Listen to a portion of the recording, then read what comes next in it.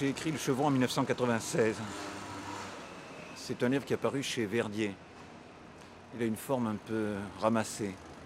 Je voulais fixer un certain nombre de points que j'avais dû laisser de côté dans les ouvrages un peu plus amples qui avaient paru chez Gallimard. J'ai examiné un certain nombre d'expériences que j'avais faites au commencement, celle en particulier du paysage dont la figure dominante était celle du triangle arrondi du chevron.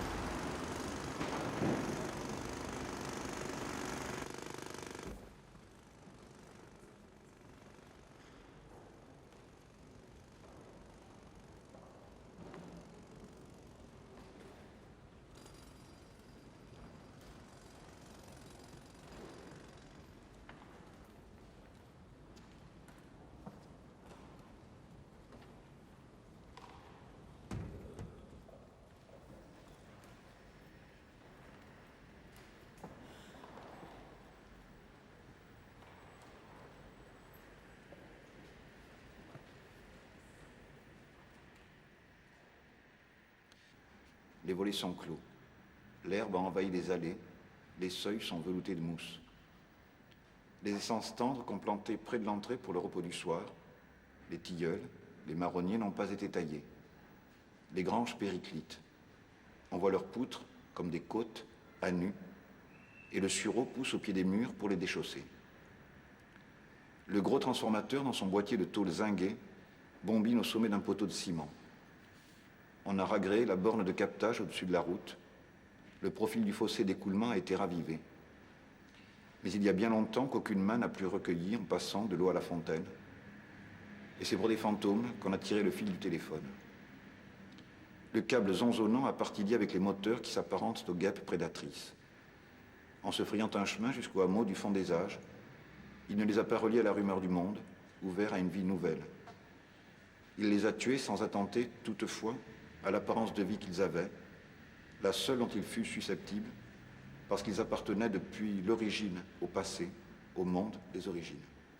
Ils n'ont pas survécu au temps présent. L'air qu'il est n'est pas uniformément répandu à la surface de la Terre. Elle peine à gravir les versants.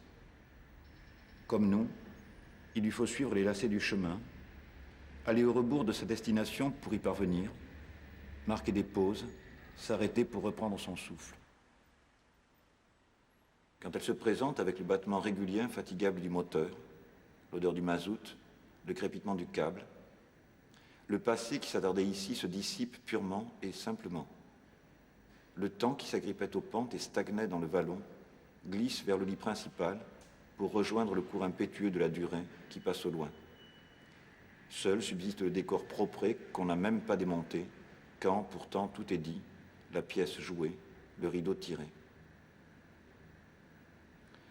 On a même pu s'offrir le luxe paradoxal, sur cet accompagnement à 4 temps, de percer jusqu'au cœur des retraites où jamais le sommeil de l'éternité, même du temps de l'homme, n'avait été troublé. Les routes, il fallait en disputer l'emprise au couvert de calunes courtes et de fougères, à l'échine bossuée des rochers, les empirer à la pelle, les damer à la hie, puis les défendre du retour de la végétation farouche, nourrie de quartz pur, pour qui le gravier saucé de goudron est pain béni. Il y en avait peu à ce prix-là, juste assez pour assurer la liaison entre les lieux habités. Celui qui souhaitait rêver, en se promenant, devait frayer le chemin de ses rêves. Mais comme on vivait sans moteur, on passait son temps à travailler. Il n'en restait plus pour rêver, on n'avait donc pas besoin de chemin. C'est pour les bois, les résineux dont on a coiffé 1000 vaches, qu'on a décapé des lieues de bruyères et d'ajoncs. Il fallait, pour gagner ces hautes terrasses, livrées aux neiges et au vent, le trou borgne, ingénieux, où Baudrochat imagina d'introduire et de comprimer, avant de le faire exploser, de l'air préalablement chargé de vapeurs inflammables. Et l'on voit maintenant la toison de la brande fendue sur toute son épaisseur, la terre de bruyère, maigre et sèche, comme un peu de chair noire, sauvage, ouverte jusqu'à la pegmatite blanche du socle, comme de l'os, et les longues cicatrices claires des pistes forestières au front du plateau.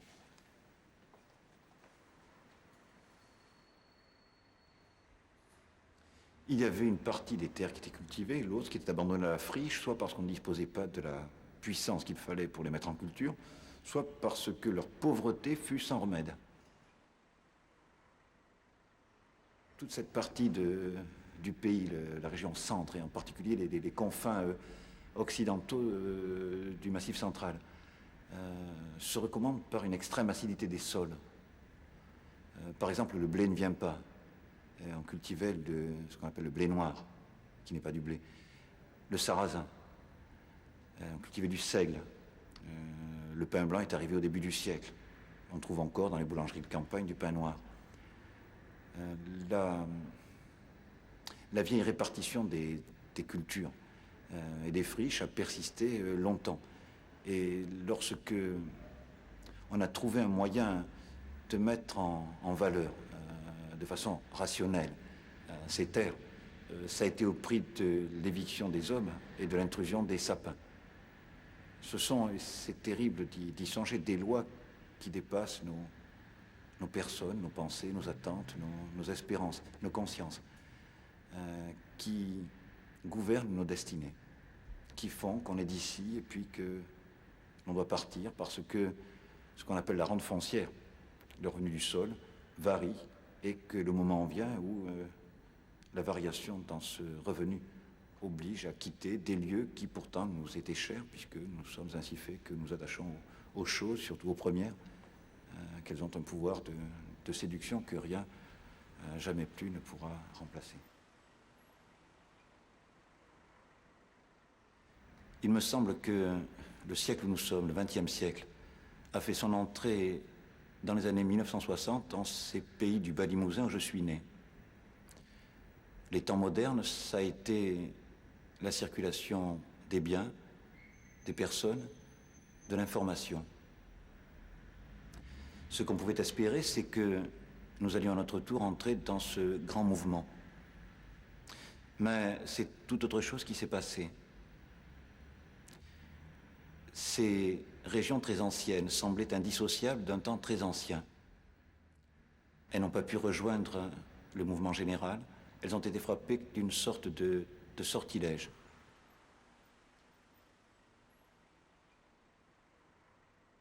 Des endroits qui étaient vivants, où l'on entendait les cris des enfants, les bruits familiers de l'activité, ont été livrés au peuple des aiguilles, au monde des résineux qui ont supplanté peu à peu les hommes et qui sont en passe aujourd'hui de finir de conquérir le pays. Cela s'est fait sous nos yeux, il a suffi d'une génération pour que, en place de ce qui avait accompagné nos enfances, nous découvrions un univers étrange, muet, un peu effrayant, de contes, une sorte de forêt noire, que les auteurs ont revêtu, semble-t-il, pour s'enfoncer dans l'éternité.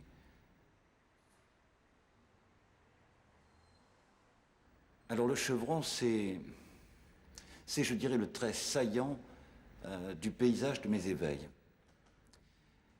Il s'agit d'une région accidentée, qui est faite pour partie de vieilles montagnes hercyniennes usées, qui ressemblent, si l'on veut, pour faire un peu farouche, à un ventre de louve renversé, et puis qui est faite pour l'autre partie de ce qu'on appelle des zones métamorphiques de roches qui ont été soumises à de très fortes pressions et qui gardent quelque chose dans leur forme, dans leur couleur, des plis, de l'ombre qu'on voit au visage des gens que la souffrance a tourmentés.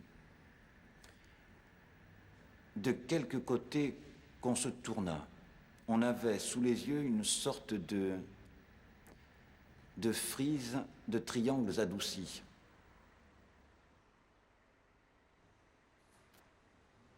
Non seulement la terre en personne, le roc semblait avoir mis une sorte d'empêchement au désir qu'on peut avoir d'aller, de connaître, de marcher à la rencontre de la création dans son entier.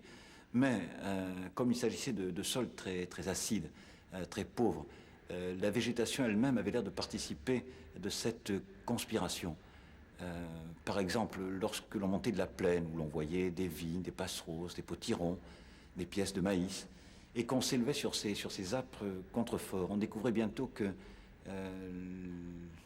les plantes elles-mêmes marquaient une sorte d'hostilité, d'animosité sourde d'abord et puis déclarée. On trouvait par exemple à partir d'une certaine hauteur le mauvais taillis de bouleaux et de châtaigniers. Et puis lorsque l'arbre lui-même n'avait plus la force de mordre, d'enfoncer des racines, par faute de sol sur cette espèce de d'échine de rocher, on trouvait ce qu'on appelle la brande, et qui est faite de 3 ou 4 essences assez monotones. Ce sont l'ajonc, la fougère, la bruyère mauve, et puis la calune courte, qui est une variété de bruyère, mais grise. Tout cela fait penser à une sorte de pelage de bête fauve, de loup.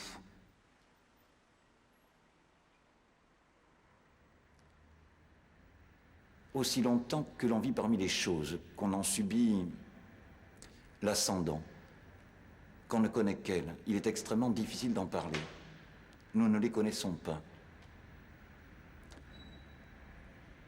Lorsque je suis parti et que j'ai eu à cœur de savoir ce qui avait pu nous arriver pour aller de l'avant, pour essayer de continuer, il me semble avoir été aidé dans cette tâche de reconnaissance par 3 choses. La première, c'est que je m'étais éloigné. Une distance qui était de l'ordre de 120 lieues, pour user de mesures anciennes, me séparait de mes éveils, du noir berceau.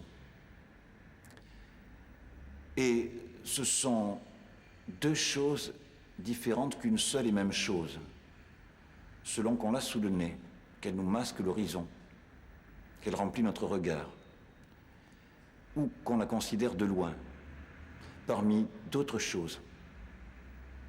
Je pense que le simple éloignement, que l'exil, la séparation, ont permis que je sache à quelques degrés ce que j'avais été sans savoir.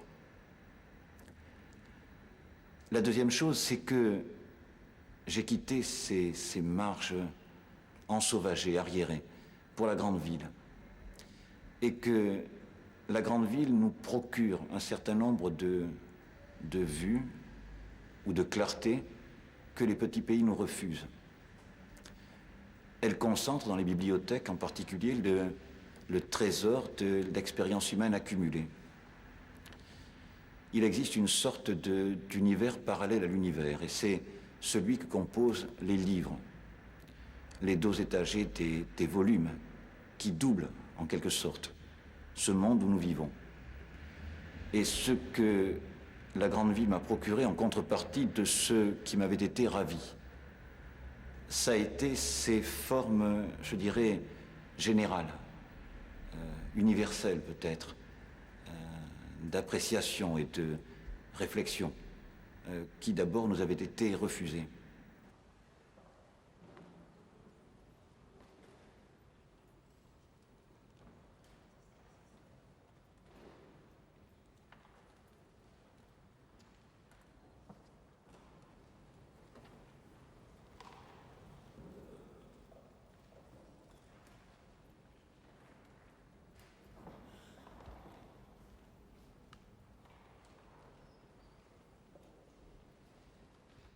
Quant à la troisième chose, au troisième élément, eh bien, ce serait purement et simplement une application de cette loi cruelle qui veut que nous sachions véritablement quels étaient les êtres que nous aimions, quelles étaient les choses que nous avions que lorsque nous les avons perdues. Il semblerait que ce soit à la lumière noire, à la clarté d'éclipse, de la privation, de l'absence ou de la destruction, que se révèle une certaine vérité de ce qui était, vérité que nous n'avons pu déceler parce que la présence immédiate des choses nous l'a dissimulée.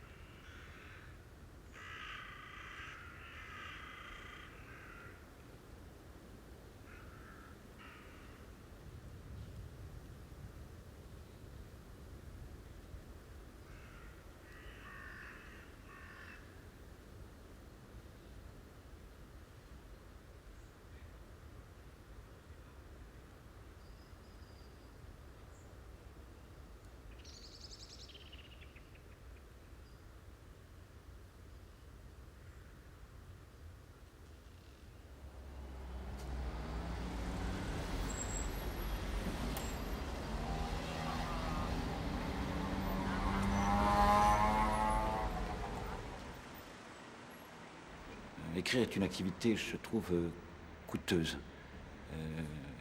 En outre, elle est décevante. Nous ne sommes jamais certains d'avoir dit ce que les choses sont, de leur avoir donné congrument leur nom. En même temps, et c'est un rapport ambivalent qu'on a avec cette activité, cette occupation, dire ce que les choses sont, c'est d'une certaine façon se délivrer de la tutelle obscure qu'elles exercent sur nous. C'est relever leurs contours, c'est discerner leur physionomie, c'est les mettre à distance, c'est, comme on dit, les objectiver, c'est n'être plus elles, c'est ne plus pâtir par elles. Alors on est d'une part tenté de reculer devant la difficulté de la tâche, de laisser les choses, le monde, suivre leur course aveugle, obscure, de vivre soi-même dans une sorte de songe paisible. Et puis d'un autre côté, considérant qu'il peut y avoir quelques bénéfices à être fixés, à parvenir dans le temps que nous sommes, à l'idée de ce qui nous est arrivé, de ce qui s'est passé. On peut puiser ce qu'il faut de courage pour marcher à la rencontre de ce qui d'abord nous est étranger, hostile peut-être, et puis au prix d'un effort qui est coûteux, avec une plume et du papier, essayer de fixer tout cela et soi-même d'être fixé. C'est ainsi que je vois l'écriture. Le drame de notre condition, c'est précisément que nous pensions que rien ne soit dit, écrit, c'est que nous ne sommes pas enfermés, par exemple, comme les animaux, dans ce qu'on appelle les limites de l'instinct. Il nous faut inventer nos vies. On peut choisir de vivre, on peut choisir d'écrire. Il m'a semblé que la vie que j'ai eue comportait un élément d'incertitude, d'ombre, de douleur parfois, qui m'a fait choisir d'écrire. Et j'entends par là se lever très tôt, à 4-5 heures du matin, lorsqu'on est aussi frais qu'il est permis de l'être, et avec toutes les forces disponibles, rencontrer, affronter ces puissances occultes, sombres, ennemies, qui savent quelque chose de nous, mais qui ne nous le livreront que sous la réserve qu'on va leur disputer avec toute l'énergie, toute l'âpreté dont nous sommes susceptibles. Il m'a semblé qu'il y a eu dans cette occupation des instants de grâce lorsque, pour des raisons qui d'ailleurs m'échappent, ce que je souhaitais de savoir m'a peut-être été livré. Lorsque j'ai commencé d'écrire, je ne savais pas exactement où j'allais. À l'extrême limite, je dirais que c'est en marchant que j'ai découvert le chemin. C'est insensiblement que j'ai pris conscience que, loin que ma marche fut rectiligne, elle affectait la forme d'un cercle, lequel a fini de se boucler sous mes yeux, me permettant par le fait de savoir, avec là encore une sorte de léger recul, ce que j'étais en train de fabriquer. Comme si l'expérience qui vaut pour la vie même, à savoir qu'on prend conscience beaucoup plus tard de ce qui s'est produit, valait aussi pour l'expérience de l'expression, pour le registre des mots, pour la dimension de la pensée. C'est ensuite seulement que nous prendrons conscience de ce que nous faisions lorsque nous pensions, que nous verrons se dessiner sous nos yeux le cheminement que nous avons effectué dans ce registre distinct, second que constitue la pensée. Comme si, je ne sais trop quelle puissance dernière, maligne, nous interdisait d'être pleinement dans l'instant. Comme si véritablement nous étions doubles et divisés jusqu'au très fond de notre être, qu'il nous faille dans un premier temps agir, bâtir, espérer, et seulement plus tard, lorsque le soir tombe, lorsque le tumulte et la poussière sont retombés, alors comprendre si peu que ce soit ce qui a eu lieu, ce qui est arrivé, se dire effaré, c'était donc cela, c'est ça qui est arrivé, c'est cela qui s'est produit.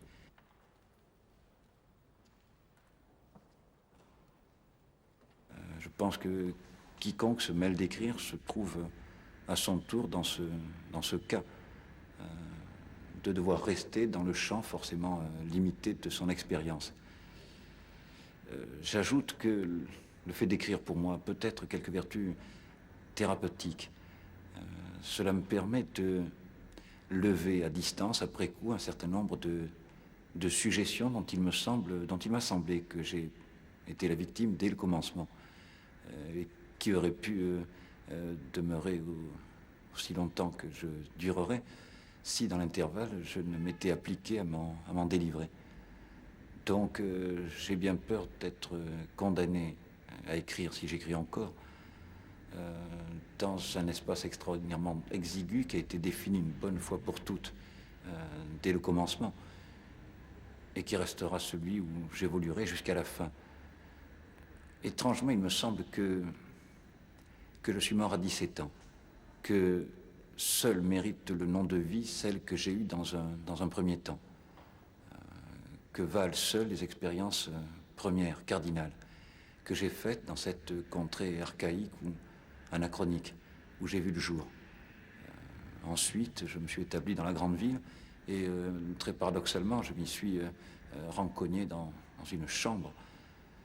Et puis, je n'ai plus fait que tâcher à comprendre ce qui m'était arrivé, à accéder à ces vues un peu étendues, un peu générales, qui sont, semble-t-il, le privilège des villes. Mais pour ce qui est du fond même de ce que j'écris, de la source où je puise pour tracer des mots sur le papier, ceux-là ont été arrêtés une bonne fois pour toutes, ceux-là sont en moi, ceux-là ont leur siège dans ma mémoire. Et je ne crois pas qu'il me soit permis d'en jamais sortir. C'est cela et cela seulement que je regarde comme la réalité, la seule.